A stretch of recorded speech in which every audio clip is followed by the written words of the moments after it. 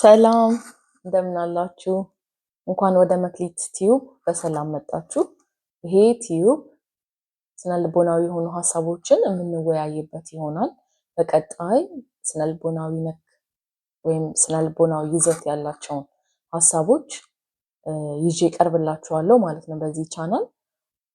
ስለዚህ በጥቅሉ አእምሮ ጤና ላይ ያተኮሩ ሀሳቦችን የምንነጋገርበት መድረክ ይሆናል ማለት ነው።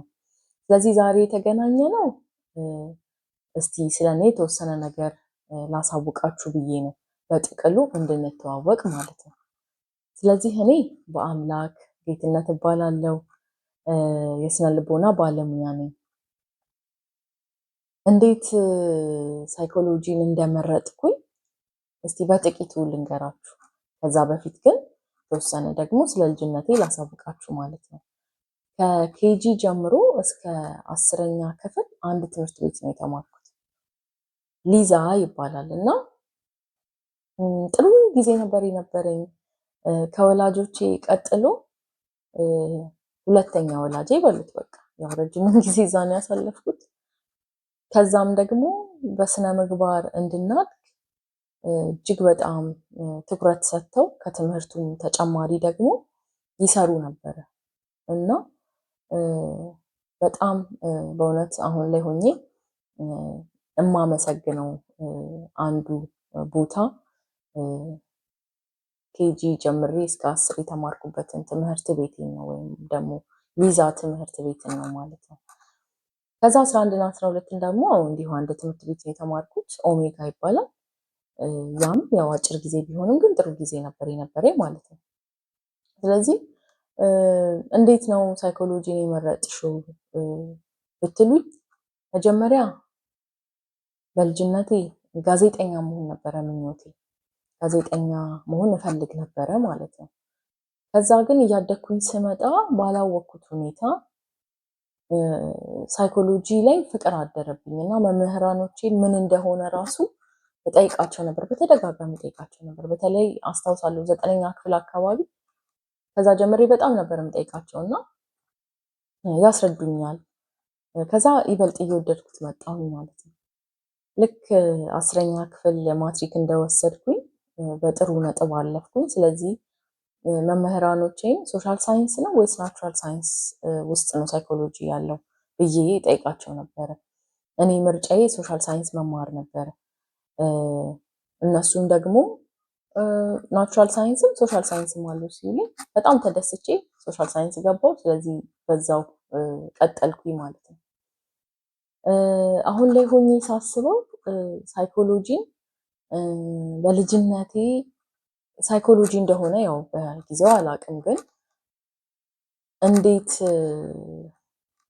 ይሄ አንኮንሺየስ ማይንድ ወይም ደግሞ ድብቁ የአእምሯችን ክፍል እንዴት አድርጎ አሁን ላይ ላለ ማንነታችን አፌክት እንደሚያደርገን የተረዳሁት ወይም ማኔጅ እንደሚያደርግ የተረዳሁት አሁን ላይ ያው ሳይኮሎጂ ከተማርኩኝ በኋላ መረዳት ጀመርኩኝ። እሱ ምንድነው በልጅነቴ ሰዎችን የተጎዱ ሰዎችን ካየው፣ የተቸገሩ እንዲሁ የአእምሮ ጤናቸው የታወከ ብቻ ያዘኑ ሰዎችን ሳይ በጣም ይሰማኝ ነበር። ደጋግሜ ምክንያቱም ባውቀው በጣም እደሰት ነበር እና በተቻለኝ አቅም ቤተሰቦቼን እጠይቅ ነበረ። ለምሳሌ መንገድ ላይ እየሄድን የሆነ እንደዚህ ሰው ካገኘ እንደምን ሆኖ ይሆን ግን ምናምን እል ነበር ማለት ነው። እና የሆነ ጊዜ አያቴን በጣም የሚያስደነግጥ ጥያቄ ጠየኳት። ለእሷ በወቅቱ በጣም አስደንግጧት ነበር። ሰብስክራይብ አድርጋችኋል፣ ላይክ አድርጋችኋል፣ ሼር አድርጋችኋል። ላስታውሳችሁ ጊዜ ነው በመሃል እንዳትረሱ። ይሄንን ጥያቄ በወቅቱ የጠየኳት አንድ ሰው ማየት ባይችል፣ መስማት ባይችል፣ መናገር ባይችል በጥቅሉ ከውጭ ካለው ኤንቫይሮንመንት ጋር የሚያገናኘው ነገር ቢቋረጥ እንዴት ነው ሰርቫይቭ የሚያደርገው ብዬ ጠየኳት ማለት ነው። በጣም ደነገጠች እና ወይ ልጄ እንዴት አሰብሽው አለችኝ። በጣም አስደነገጣት ብቻ ጥያቄው እና ልጅም ስለነበርኩኝ እንግዲህ እግዚአብሔር ይፍታው ብላኝ አለፍ ነው ማለት ነው።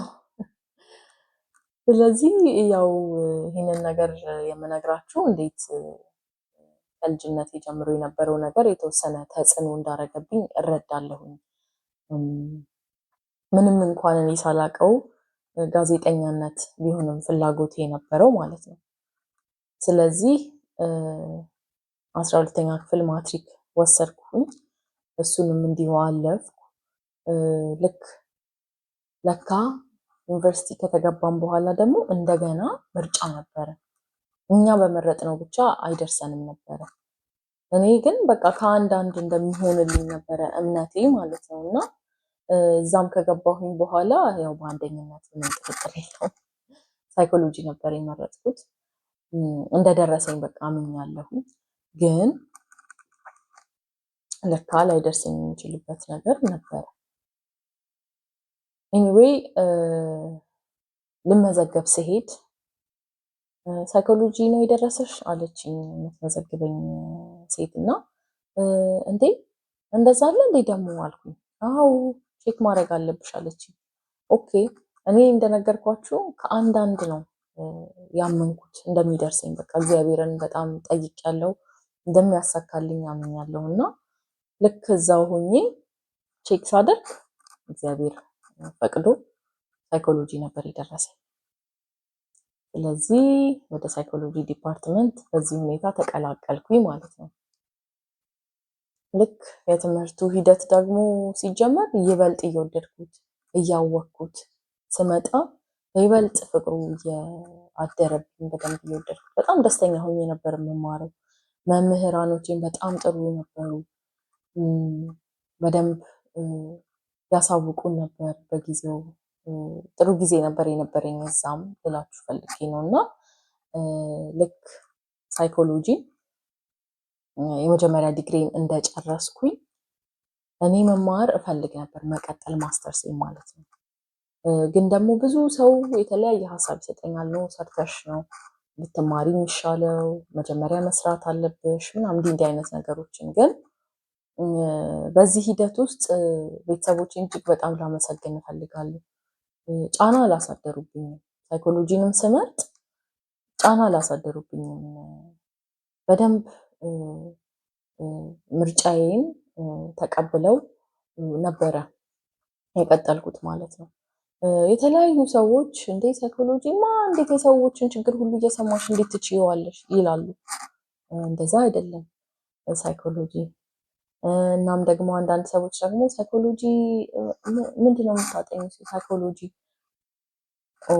ስለዚህ እስካሁን ድረስ አይምሮዬን እያነበብሽ ነው የቆየሽ ማለት ነው ይሉኝ ነበረ። ግን ሳይኮሎጂ እንደዚህ አይደለም፣ ሳይንስ ነው ራሱን የቻለ ስለ ሰዎች አስተሳሰብ፣ ባህሪ የሚያጠና ራሱን የቻለ ሳይንስ ነው ማለት ነው። የተለያዩ ቴክኒኮች ያሉት፣ የተለያዩ ኢንስትሩመንቶች ያሉት ሰፊ የሆነ ጥናት የሚፈልግ እንደሆነ ልክ እሱን ጆይን ካደረግኩ በኋላ በደንብ ተገነዘብኩ ማለት ነው። እናም እኔ እንደነገርኳችሁ ምርጫዬ ማስተርስ መቀጠል ወደ ክሊኒካል ሳይኮሎጂ መሄድ ነው። ግን ያንን ደግሞ ለማድረግ ማድረግ የነበሩብኝ ቅድመ ሁኔታዎች ነበሩ።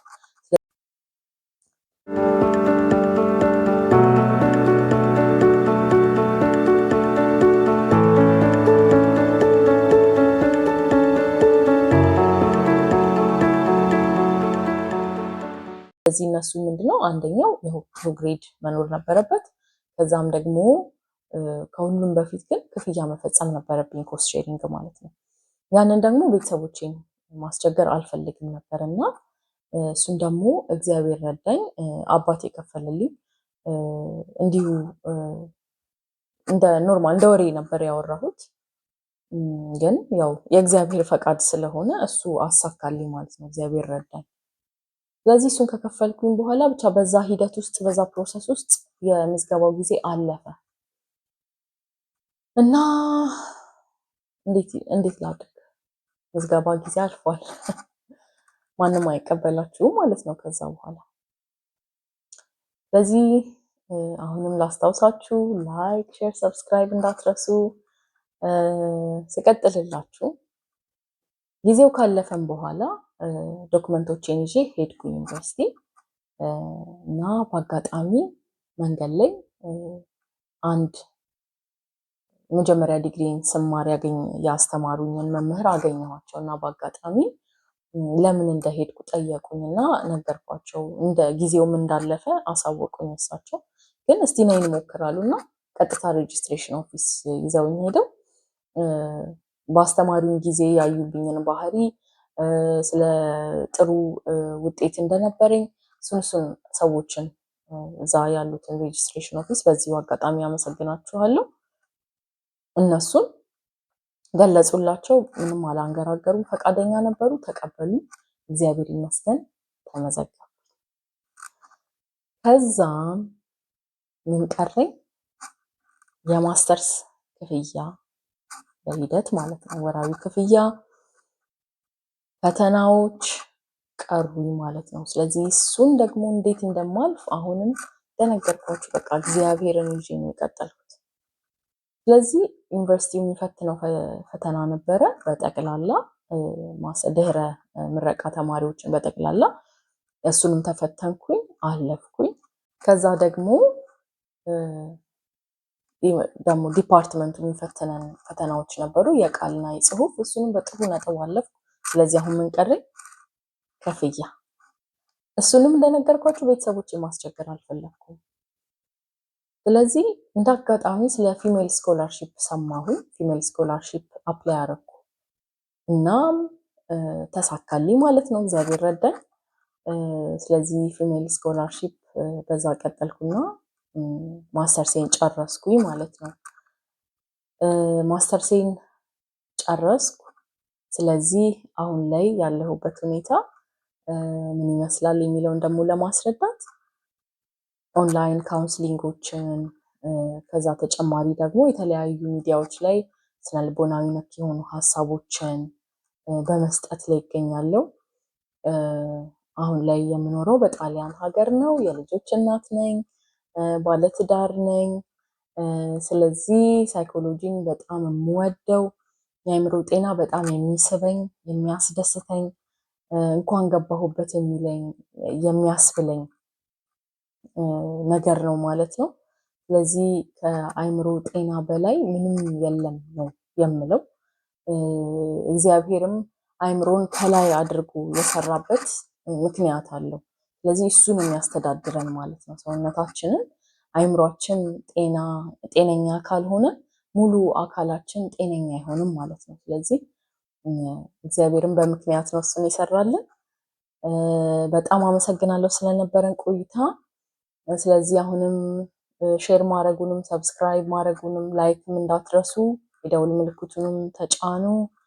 ስለዚህ አዳዲስ ቪዲዮዎችን በምለቅ ጊዜ ይደርሳችኋል። ስለዚህ እስካሁን ድረስ ያው የሳይኮሎጂ ጉዞዬ እንደዚሁ አጠር አድርጌ በዚሁ ለእናንተ ለማስረዳት ሞክሬያለሁኝ።